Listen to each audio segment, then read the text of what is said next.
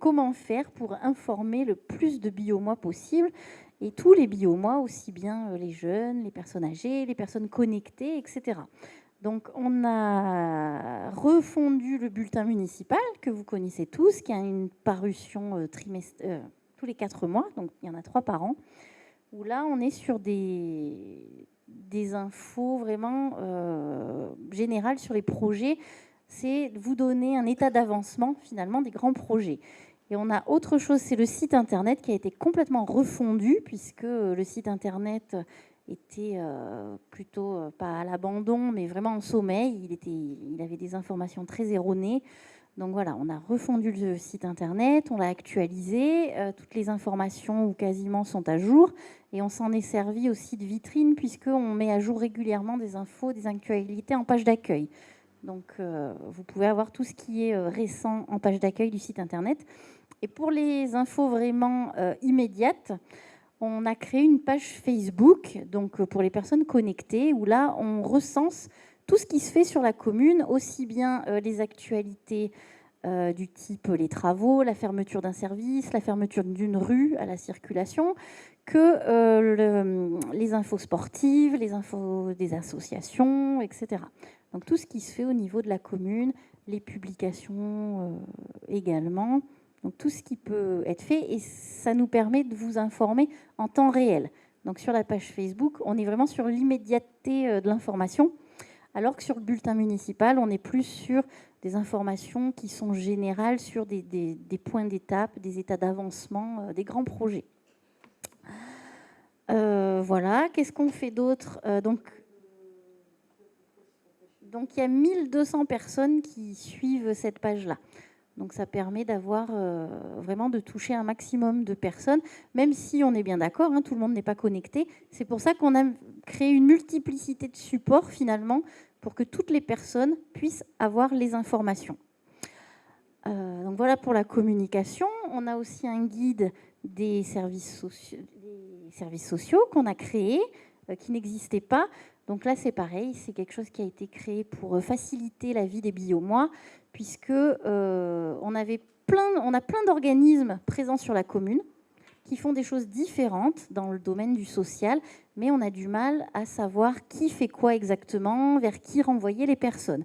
Donc on a créé un petit document qui recense absolument tous les organismes, donc qui est complet, qui est à jour, et surtout qui permet aux personnes d'être orientées très facilement vers le bon organisme, puisqu'il n'y a rien de pire quand on est une personne âgée ou une personne en situation précaire, d'être renvoyée de service en service. On sait très bien que c'est le meilleur moyen de perdre la personne en route.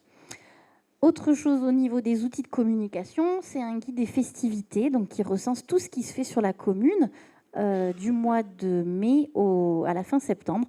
Donc les biomois ou les personnes des communes alentours qui veulent sortir, qui veulent faire quelque chose au niveau plutôt culturel ou patrimonial, peuvent regarder dans ce guide-là, et sont recensés tout ce qui se fait sur la commune sur ces quelques mois d'été. Donc je vous dis à la fois culturel et patrimonial, puisqu'on en a recensé aussi toutes les visites du quartier médiéval, donc tout ce qui est fait par le pays d'art et d'histoire. Le guide des associations, Jackie vous en a parlé, donc je le dis brièvement. Donc on a constitué dans le cadre du Conseil des associations un groupe de travail qui s'est penché sur la question. Et là, c'est pareil, comme on le répète depuis tout à l'heure, on a un tissu associatif qui est très dense, très riche. C'est ce qui fait la richesse de notre commune. Et pour autant, on a des personnes qui ne savent pas tout ce qui est fait sur la commune. Donc on a recensé toutes les activités, à la fois les activités de loisirs, sportives, les activités culturelles, les activités aussi, les associations d'entraide, de solidarité. Comme ça, n'importe qui arrive sur la commune, qui a du temps, qui veut donner de son temps ou faire une activité, peut regarder et trouver une activité qui lui plaise, qui lui convienne. Voilà pour les outils de communication. Donc il y a un autre vecteur, c'est le journal La Montagne, hein, bien sûr. Tout ce qu'on fait, autant que possible, on essaye de le diffuser à la presse locale. Pardon ? Oui, alors, oui, j'y viens.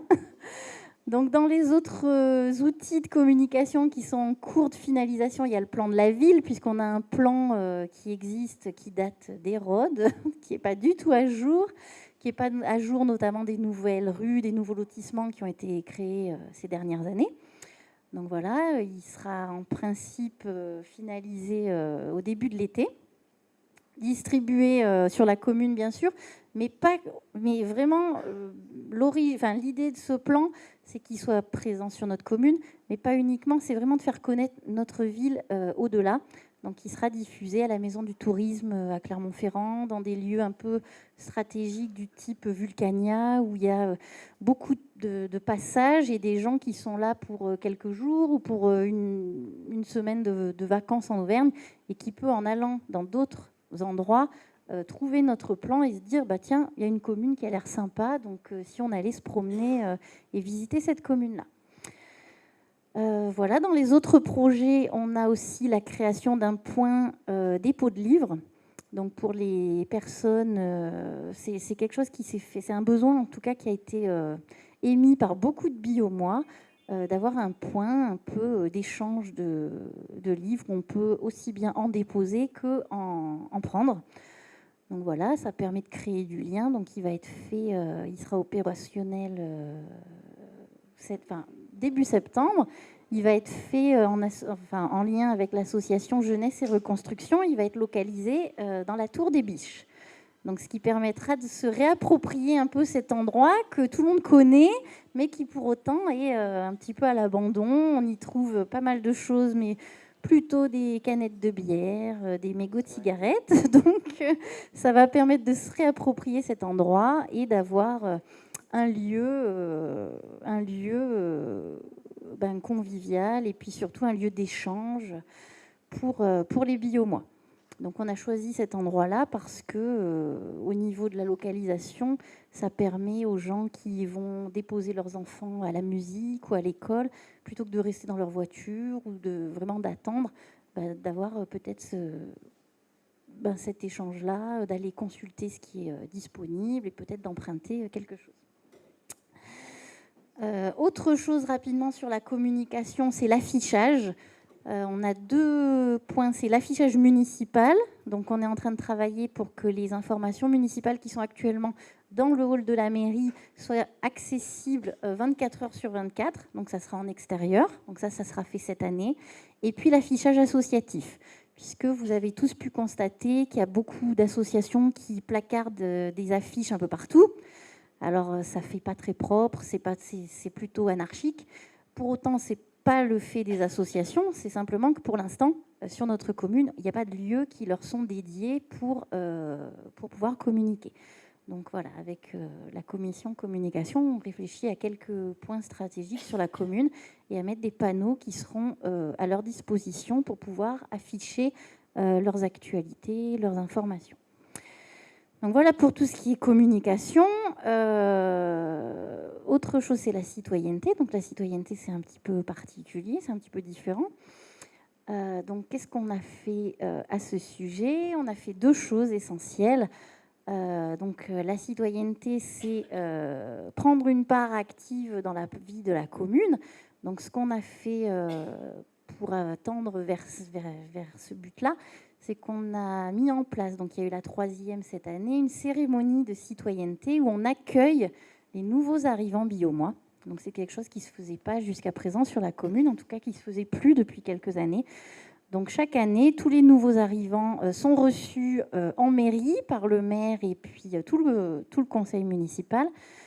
On leur présente la commune, donc tout ce qui existe sur la commune, les infrastructures, les services municipaux, le patrimoine, etc.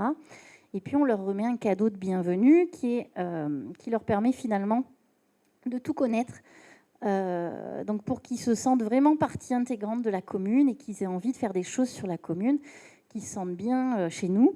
Donc c'est aussi bien des choses culturelles, les sorties de résidence, le programme du ciné-parc, le dernier bulletin municipal, etc., pour qu'ils connaissent les actualités, que des choses pratiques du type les passages les horaires les jours de passage du ramassage des poubelles, etc.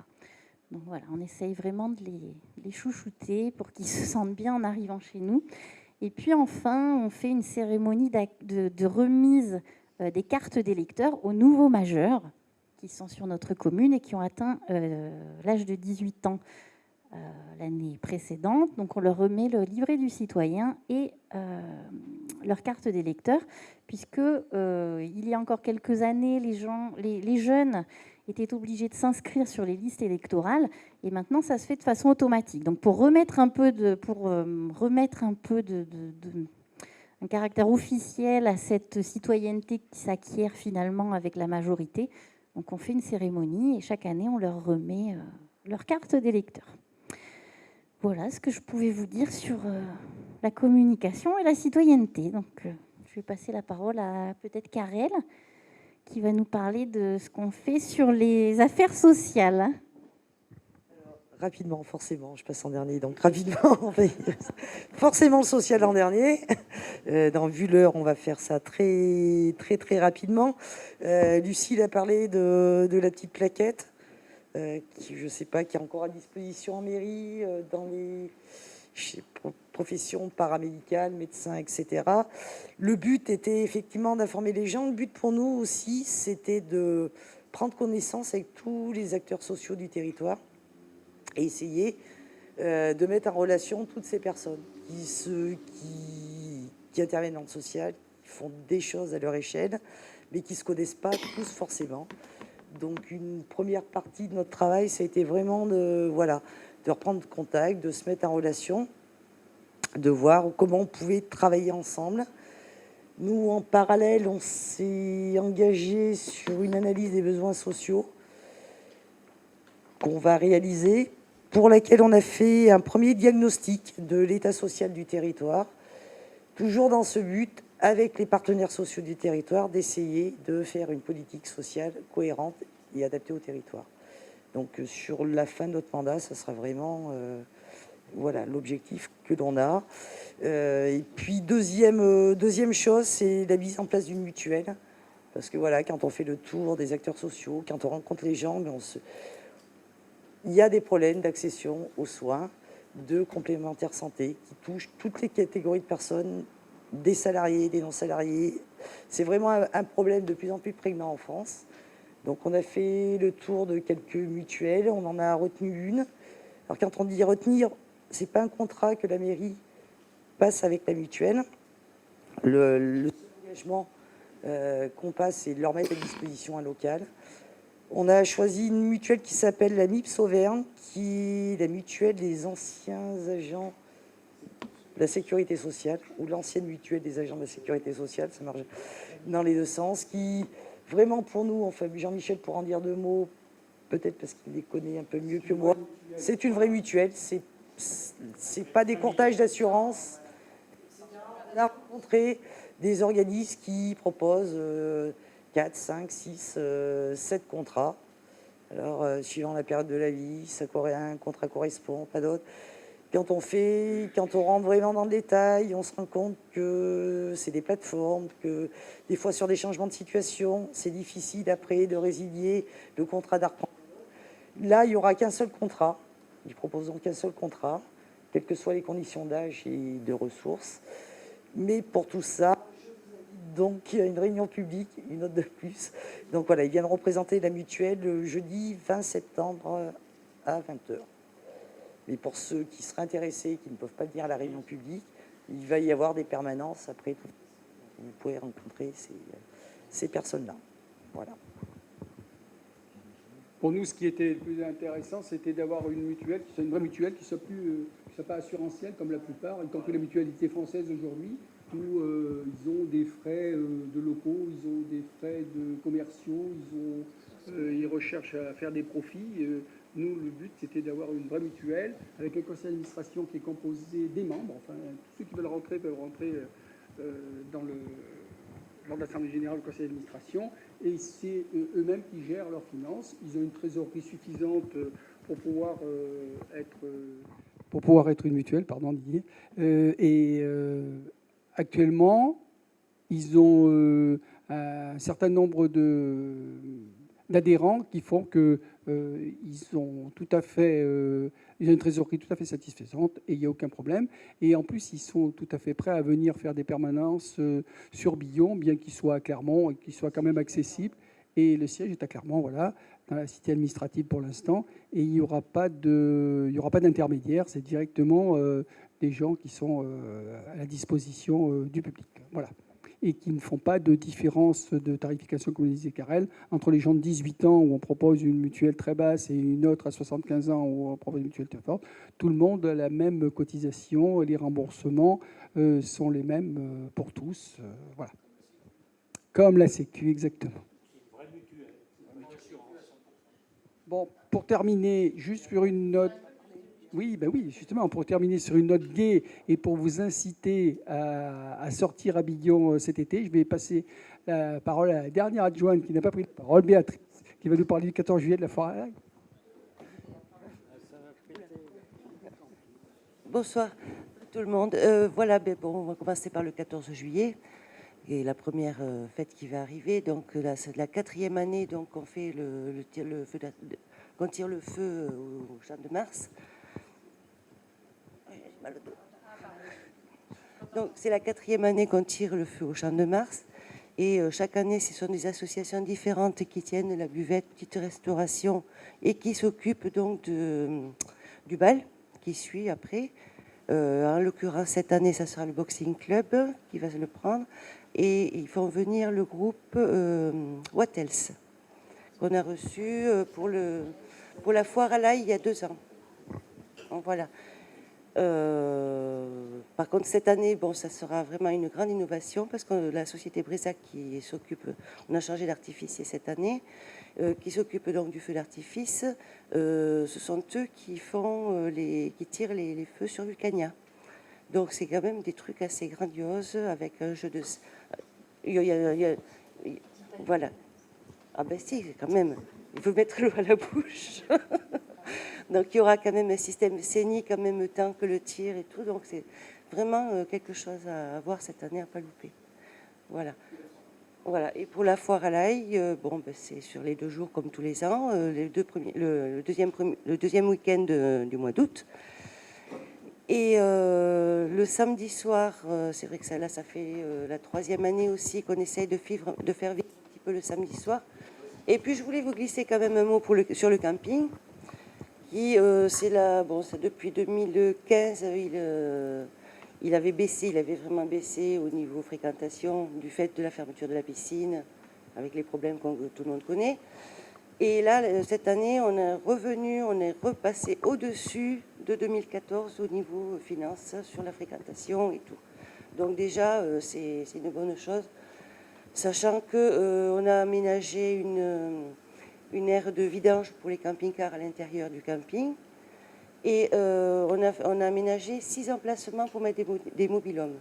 Et les 6 emplacements sont complets. Voilà, donc ça... Oui, mobil-homme à l'année. C'est pas des caravanes, on ne les enlève pas en fin de mois. Donc voilà, c'est surtout ça qui est quand même intéressant. Voilà. Oui, alors, en attendant le 50e anniversaire des mains, on va vous offrir le verre de l'amitié parce que vous avez été très patient. Notre réunion a été relativement longue et vous avez eu la gentillesse de ne pas vous endormir. Donc, oui, Henri, tu veux savoir ce qu'on boit? Non. C'est juste une question qui me revient. Vous deviez installer des défibrillateurs au niveau du centre-ville. Oui, c'est toujours non, il va falloir qu'on le fasse. C'est qu'on ne s'en est pas franchement occupé. Oui, on veut en mettre un au niveau de la pharmacie Olivier. Oui. Mais c'est toujours en projet, sauf que bon, voilà, il faut qu'on s'en occupe. Voilà. Mais mais c'est vrai, tu as raison de le rappeler. C'est quelque chose qu'on a un petit peu laissé de côté et c'est pas du tout abandonné. Hein. Merci à vous. Et bon courage.